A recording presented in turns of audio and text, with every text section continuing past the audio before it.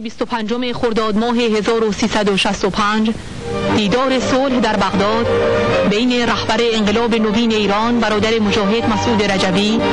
و آقای صدام حسین رئیس جمهور عراق صورت گرفت. در این دیدار رئیس جمهور عراق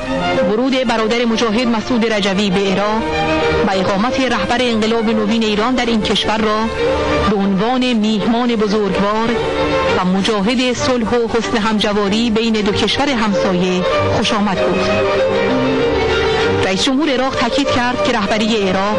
به مقاومت ایران و استقلال سیاسی و ایدئولوژیکی آن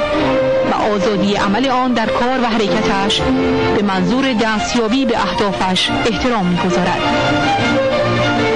دیدار صلح در بغداد و مذاکرات رهبر انقلاب نوین ایران و رئیس جمهور عراق استراتژی پیروزمند صلح را در عالی‌ترین سطح سیاسی به اوج رساند و کاری‌ترین ضربه نهایی را بر دجالیت جنگ افروزانه رژیم فرود آورد.